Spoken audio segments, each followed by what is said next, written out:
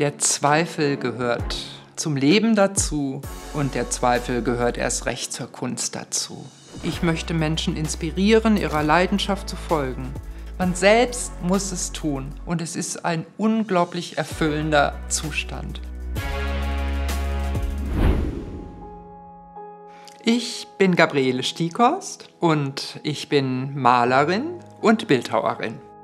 Zur Kunst gekommen bin ich im Grunde genommen schon von Kindheit an. In der Familie hatte ich meinen Großvater, der hat mich inspiriert. Ganze Küchen hat er mit Rosen bemalt. Und ich fand das klasse und ich habe gemalt und rumgeschmiert, wie meine Eltern das genannt haben. Und bin dann immer selbstständiger geworden in der Malerei. Wer kann schon von der Kunst am Anfang nach dem Studium leben? Ich habe begleitend zu der Malerei in einer Werbeagentur gearbeitet, aber ich habe immer nebenbei Kunst gemacht. Ich kann sagen, dass ich seit 30 Jahren als freie Künstlerin lebe. Kunst ist Hoffnung, Kunst ist Emotion. Ich kann mit der Kunst alles ausdrücken. Ich spare mir einen Psychotherapeuten. Es ist die Verarbeitung von Gefühlen. Ich habe gerade eine gute Freundin verloren, die auch Malerin und Künstlerin war, eine Begnadete. Das macht traurig.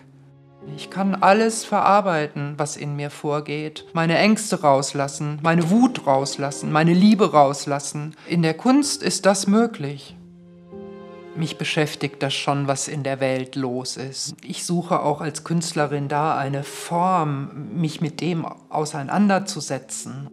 Vor Jahren hat es diesen Laster in Österreich gegeben, in dem haben 72 Leichen gelegen. Die lagen in einem Kühllaster und der war abgeschlossen, die kamen da nicht raus. Und ich habe 72 kleine Skulptürchen gemacht und das ergibt ein Riesenbild, ein Riesenwerk. Und ich habe diese Serie, die daraus entstanden ist, Schande genannt. Es ist eine Schande, dass Menschen das zulassen. Das habe ich verarbeitet als Kunst. Was auch wichtig, ganz, ganz wichtig ist beim Arbeiten, das ist die Musik. Ich habe eine Serie gemacht, das hört man schon am Titel, Steine fressen. Und dann Peter Fox dazu zu hören, der einen ähnlichen Song hat zu dem Thema. Da kannst du aufgehen und kannst Steine malen und kannst sie fressen und kannst sie runterschlucken. So ist bei jedem Thema alles möglich. Ich male in Serien und ich arbeite seriell. Das ist für mich und für mein Werk ganz, ganz wichtig. Mittlerweile sind 40 Serien entstanden und jede Serie hat 35, 40, teilweise 50 Bilder. Der Zweifel gehört zum Leben dazu und der Zweifel gehört erst recht zur Kunst dazu. Jeder Mensch ist ein Künstler und es kommt nicht darauf an, dass irgendjemand es beurteilt. Man selbst muss es tun und es ist ein unglaublich erfüllender Zustand. Also, nehmt einen Pinsel in die Hand und lasst alles raus.